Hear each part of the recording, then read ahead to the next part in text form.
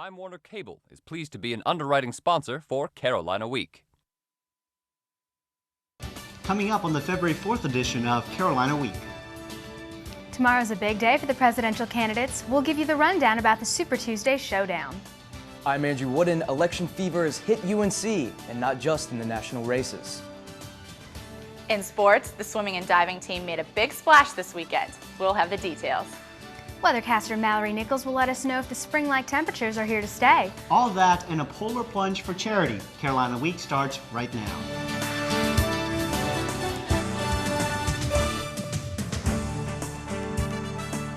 From the James F. Goodman Studio in the School of Journalism and Mass Communication at the University of North Carolina at Chapel Hill, connecting campus and community, this is Carolina Week. Hello and welcome to the Monday edition of Carolina Week. I'm Carly Swain. And I'm Jonathan O. Thank you for joining us. We could know the party nominees for president by the end of the day tomorrow, Super Tuesday. Simone Martin shows us many UNC students are eager to see what voters in the rest of the country are thinking. 22 states will hold primary elections to select delegates to national conventions at which each party's presidential candidates are officially nominated. The two top Republicans remaining in the bid for the White House are Senator John McCain and Massachusetts Governor Mitt Romney. Love McCain. He has energy, experience. I mean, he seems to kind of know what he needs to do to bring the country back to where it needs to be. Yeah, I think Mitt Romney has some good stances. With North Carolina Senator John Edwards out of the race, Senators Hillary Rodham Clinton and Barack Obama are the final contenders left vying for the Democratic ticket.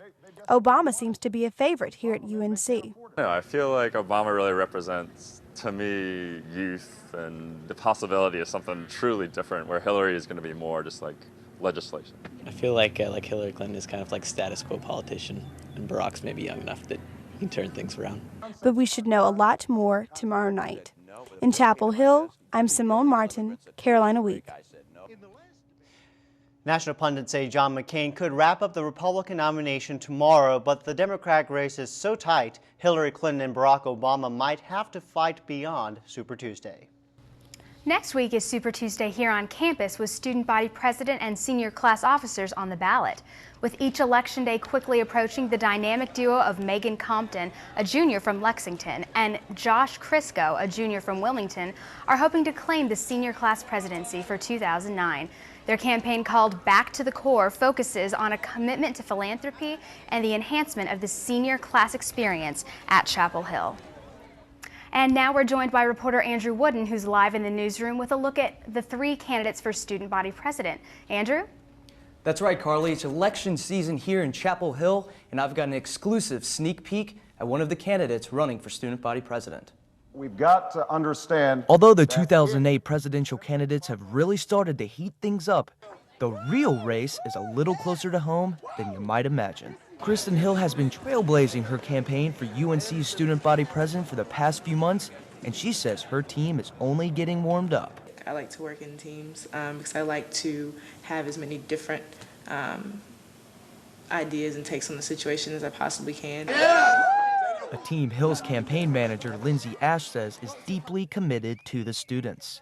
They're really researched and looked into students and gotten students' opinions from students who love and are into student government, from people who don't care at all, and how she can help and affect every single one of them.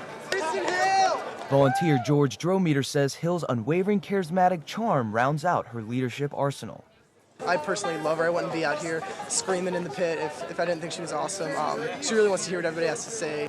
Parked outside Lenore Dining Hall, she's willing to put in the long days as well. I'm just a good listener, and I thrive off of feedback. I'm very results-oriented. So long after the other candidates left and another rainy day came to an end, only one remained. A winner? You decide. And Carly, you get a chance to decide next Tuesday, but in the meantime, for more information, check out our website, carolinaweek.org. And we'll have live election returns that night. Thank you, Andrew Wooden, live in the newsroom. SBP candidates have spending limits, but the sky's the limit when it comes to Super Bowl ads. And this year, companies spent $2.7 million for each 30-second spot. Here's this year's top 5 from USA Today's Ad Meter. Coming in at number 5, Bud Light. Fire breather heats up the romantic dinner. Number 4, Doritos Giant Rat goes after guy's bag of chips. Number 3, Bridgestone Tires critters scream when car misses squirrel. Number 2, FedEx beats giant carrier pigeons. And this year's top ad from Bud Light, Hank the Clydesdale makes it on the team after a year of training with his Dalmatian friend. He had the little boosters and he put them on his nipples and he started the car up and started dancing. He was in an interview and the stain kept talking at the same time he was, and so I thought that was pretty funny. It was one about beer and there were like some football references in it. So I like the E-Trade one where it's the baby talking and then right at the end he throws up all over himself. I don't really know why, I just liked it. UNC students don't always go with the national trends though. Here's what some of you thought about the ads on Super Bowl 42.